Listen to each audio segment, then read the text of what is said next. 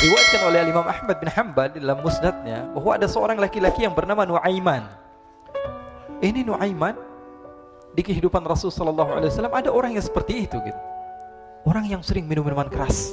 Rasulullah SAW marah, murka. Rasulullah kalau yang berhubungan dengan Rasulullah tidak marah.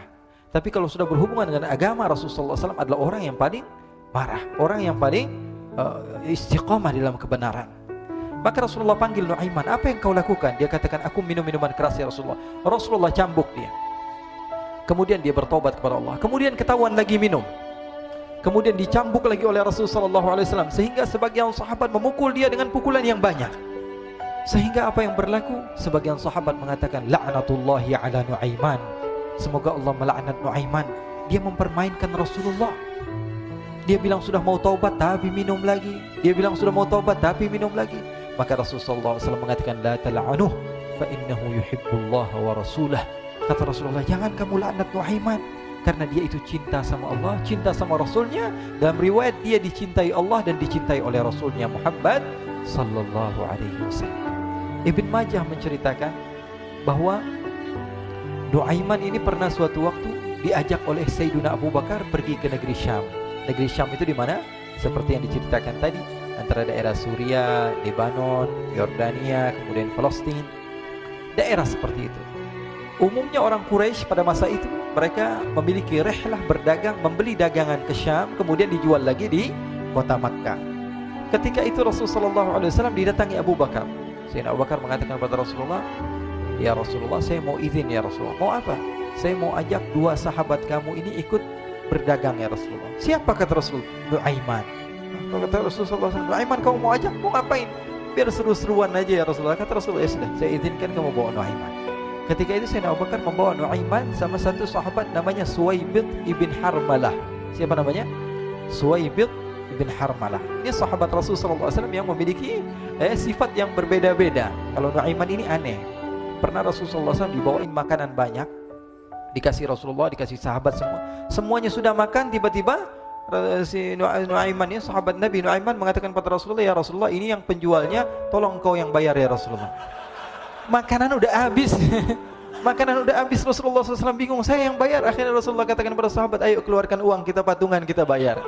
Rasulullah aja dimainin, apalagi kita orang. Sallu ala Nabi Muhammad. Nuaiman diajak Sayyidina Abu Bakar. Kata Rasulullah SAW, benar kamu mau ajak Nuaiman? Iya ya Rasulullah. Diajaklah akhirnya. Diceritakan dalam riwayat Ibn Majah, diceritakan juga dalam Siyar A'lam An-Nubala, diceritakan juga dalam musnadnya Imam Ahmad bin Hanbal, dalam riwayat Imam Ahmad bin Hanbal. Maka diceritakan Nuaiman diajak oleh Sayyidina Abu Bakar. Sesampainya di negeri Syam, semua dibagi tugas. Fulan bin Fulan kerjaannya ini, Fulan bin Fulan kerjaannya ini, semua memiliki kerjaan. Nuaiman tanya, wahai Abu Bakar, kerjaannya saya apa wahai Abu Bakar? Kata Sayyidina Abu Bakar, kamu mau ngapain terserah kamu wahai Nuaiman. Yang penting kamu ikut saya kan. Kemudian satu di antara mereka namanya Suwaibid ibn Harmalah. Ditanya oleh Sayyidina Abu Bakar, wahai Suwaibid, kamu mau kerjaan apa? Kata Suwaibid, terserah kamu wahai Abu Bakar. Kata Sayyidina Abu Bakar, kamu menjaga makanan, karena saya tahu kamu ini adalah orang yang senantiasa menjaga amanah. Suwaibid ini kalau disuruh maju dia maju, disuruh mundur dia mundur, disuruh ke kanan dia ke kanan, disuruh ke kiri dia ke kiri. Orang yang ikut aja. Kalau Nuaiman beda, disuruh maju dia ke belakang, kasih sen kanan ke kiri belok. Nuaiman itu orang yang berbeda. Maka Suwaibid mendapatkan tugas, semua mendapatkan tugas kecuali Nuaiman. Sehingga ikhwani, apa yang berlaku, apa yang terjadi? Sayyidina Abu Bakar pergi sibuk dengan kesibukannya, sehingga datanglah waktu siang. Nuaiman sudah lapar. Nuaiman cari makanan. Dia nggak punya uang, diajak Sayyidina Abu Bakar tapi tidak diberikan uang. Sehingga dia cari-cari makanan. Dia tahu Suwaibid yang jaga makanan, dikatakan, wahai Suwaibid, saya mau makan, berikan kepada saya satu roti saja. Yang terpenting apa? Saya makan sekarang, saya sudah lapar.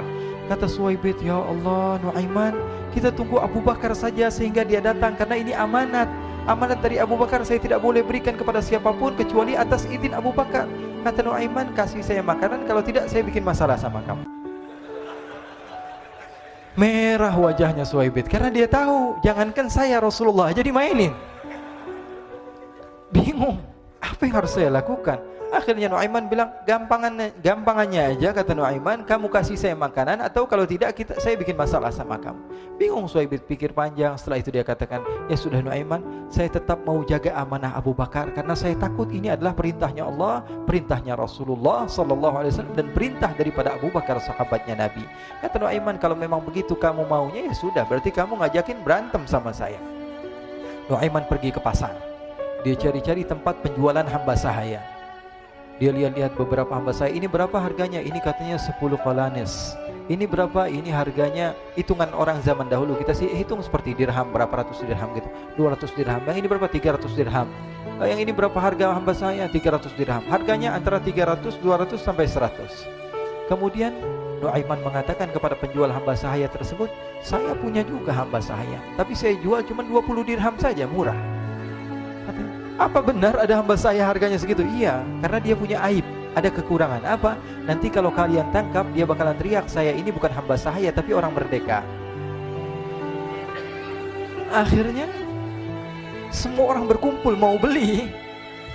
Ini Nuaiman sama Nuaiman diajak ke Suhaib bin Harmalah tadi.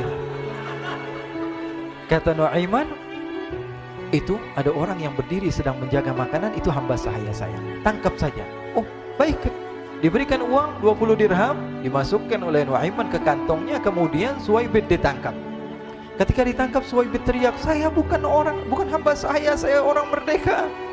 Maka orang-orang tersebut mengatakan, saya sudah tahu kekurangan kamu. Ini memang kekurangan kamu, memang kamu, tapi saya tidak perlu dengan bacot kamu, yang penting kerjanya kamu gitu. Ya kan hamba saya untuk apa? Untuk kerja. Mau dia ngomong apa, mau ngomel terserah, yang penting dia mau kerja. Akhirnya ditangkaplah Suhaib dan dijual di pasar. Nuaiman punya uang banyak ini. Dia beli makanan, dia beli minuman, dia beli hadiah buat Rasulullah. Dia beli macam-macam di negeri Syam ini. Waktu itu adalah superpower, adidaya Romawi. Pada masa itu semua barang mahal, tapi Nuaiman banyak uangnya. Dia belanja ini, belanja itu, sehingga Sayyidina Abu Bakar pun pulang. Ketika Sayyidina Abu Bakar pulang, Sayyidina Abu Bakar cari, mana ini Suhaib? Kita semua sudah lapar. Kata Nuaiman dengan mudahnya dia mengatakan, sudah saya jual wahai Abu Bakar. Maka Sayyidina Abu Bakar bertanya, apa yang kau lakukan wahai Nuaiman? Diceritakan oleh Nuaiman dengan jujur. Nuaiman ini orangnya apa adanya, tapi nyusahin. Saya jual. Akhirnya dibawa oleh Nuaiman, Sayyidina Abu Bakar pergi ke mana? Ke pasar. Lalu dibeli lagi oleh Sayyidina Abu Bakar As-Siddiq Suhaib, yang tadinya orang merdeka menjadi hamba sahaya sebentar, kemudian dibeli lagi oleh Sayyidina Abu Bakar. Pulang ke Madinah, kisah ini diceritakan di hadapan Rasulullah SAW. Maka perawi mengatakan, fadhahikan nabiyyu hatta badat nawajiduhu.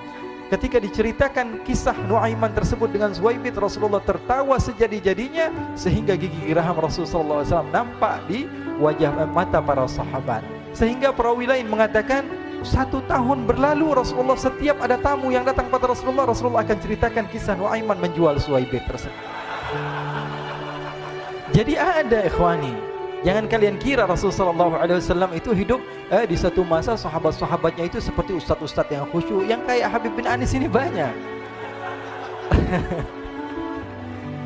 Bahkan ikhwani, mungkin di akhir karena masanya sudah habis, pernah suatu waktu Rasulullah SAW didatangi asyraf, delegasi dari beberapa negara yang ingin mengenal apa itu agama Islam.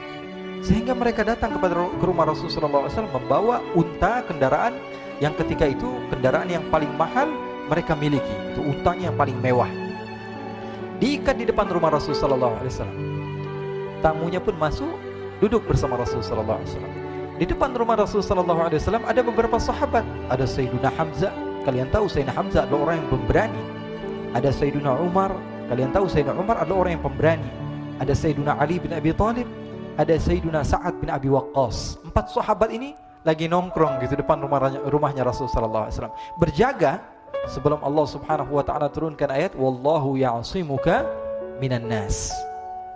Ketika mereka sedang asyik duduk, tiba-tiba Nuaiman datang. Ini Nuaiman kalau datang pasti bikin sesuatu yang aneh.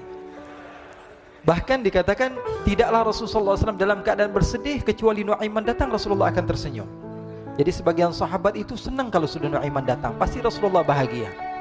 Tapi ketika itu Nuaiman datang, ingin duduk bareng-bareng Sayyidina Hamzah. Sayyidina Hamzah katakan kepada Nuaiman, bercanda begitu. Nuaiman, kamu lihat unta orang datang dari luar Arab ini. Lihat, kata Nuaiman, ini besar banget ini, badannya besar gitu. Dagingnya pasti banyak. Iya nih, kalau kita sate enak nih ntar malam. Kata Nuaiman. Kata Sayyidina Hamzah, apakah kamu berani? Kata Nuaiman, saya berani aja asal kalian gak bilang sama Rasulullah. Kata Sayyidina Hamzah, benar wahai Nuaiman, benar. Akhirnya Sayyidina Hamzah lupa masalah itu, cuma bercanda-bercanda saja. Sayyidina Hamzah lagi asik sama Sayyidina Umar, Sayyidina Ali. Tiba-tiba apa? Ternyata ketika dia melihat unta tersebut sudah pisah antara kepala sama badannya. Nuaiman mengatakan, wahai Hamzah, ini unta saya sudah potong, saya mau pergi sebentar. Kalau Rasulullah cari saya, tolong jangan beritahu di mana saya. Nanti kalau keadaan sudah aman, mari kita nyate bareng-barengan. Ini ada yang seperti itu di zaman Rasulullah SAW. Maka dia pun berlari dan berlari mencari satu tempat supaya Rasulullah SAW dia selamat daripada Rasulullah SAW. Sehingga Sayyidina Hamzah bingung, ini kalau Rasulullah keluar gimana? Ada Hamzah Asadullah, ada Ali bin Abi Thalib, ada Umar, gak bisa jaga kendaraannya, tamunya Rasulullah Sallallahu Alaihi Wasallam. Akhirnya benar apa yang terjadi, ikhwani. Rasulullah SAW tamunya mau pulang. Ketika dia buka pintu tamu melihat apa? Untanya sudah begitu. Mereka teriak, wa naqatah, unta kami wahai Muhammad. Baru mau kenal Islam, unta kami, kendaraan kami sudah dibuang. Rasulullah SAW lihat Sayyidina Hamzah, lihat Sayyidina Ali. Mereka gak bisa ngomong, mereka hanya bilang apa? Nuaiman ya Rasulullah. Rasulullah perintahkan Sayyidina Umar, wahai Umar, sekarang kamu ambil uang, kemudian kamu gantikan, kemudian kamu berikan 2 kali lipat daripada harta unta ini, sehingga apa? Agama Islam tidak didengar dengan sesuatu yang tidak baik di luar sana. Akhirnya diberikan harta, diberikan unta yang baru dan diberikan harta yang lebih untuk orang tersebut, sehingga orang tersebut tidak menjelek-jelekan agama Islam. Kata Rasulullah SAW, dan sekarang waktunya kita balas dendam sama Nuaiman. Nuaiman ternyata berlari tempat yang jauh sampai hampir keluar dari kota Madinah. Dia dapatkan seorang sahabat Nabi yang hadir juga dalam peperangan Badar, namanya Al-Miqdad bin Al-Aswad. Siapa namanya? Al-Miqdad bin Al-Aswad ketika itu sedang menggali sumur. Ketika sedang menggali sumur, Nuaiman datang. Nuaiman katakan kepada Miqdad, wahai Miqdad, wahai sahabat Rasul, kamu orang yang hadir dalam peperangan Badar, kamu adalah orang yang hebat. Dipuji-puji sama Nuaiman. Ada maunya ini. Akhirnya dia bilang, wahai Miqdad, tolong saya. Kenapa wahai Nuaiman, kamu ini kekasihnya Rasulullah, orang yang disayang sama Rasulullah. Kenapa? Saya ini sedang dikejar-kejar orang jahat. Tolong selamatkan saya. Saya pengen masuk ke dalam sumur, boleh atau tidak? Kata Miqdad, siapa yang mengejar kamu? Pokoknya saya dikejar sama orang-orang. Kamu mau atau tidak selamatkan saya? Ya sudah, selagi kamu itu adalah sahabat Nabi, silahkan kamu masuk. Masuk akhirnya Nuaiman ke dalam sumur tersebut. Lalu Nuaiman mengatakan, wahai Miqdad, dia keluar lagi. Nanti kalau ada yang cari saya, tolong jangan beritahu saya di dalam sumur ya. Kata Miqdad, baiklah.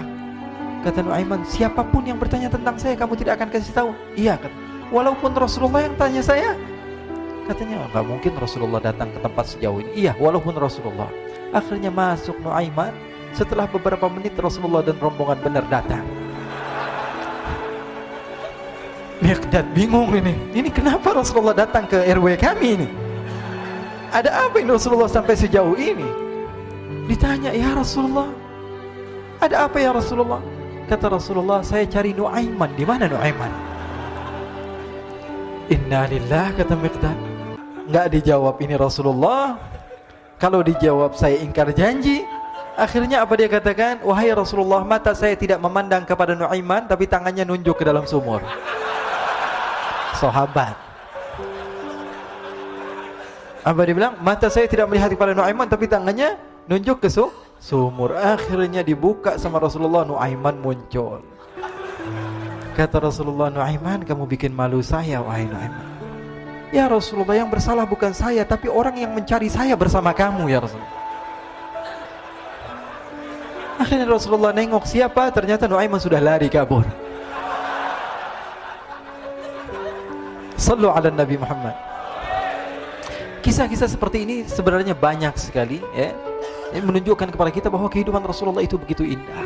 Rasulullah SAW, kalau kamu mau menjadi orang yang baik, contoh Rasulullah. Mau menjadi bapak yang baik, contoh Rasulullah. Mau menjadi pemimpin peperangan yang baik, Rasulullah. Mau menjadi murid yang terbaik, contoh Rasulullah. Bagaimana akhlak Rasulullah. Mau menjadi suami yang baik, contoh Rasulullah. Dalam segala hal, apapun itu, Rasulullah SAW adalah makhluk yang paling terbaik.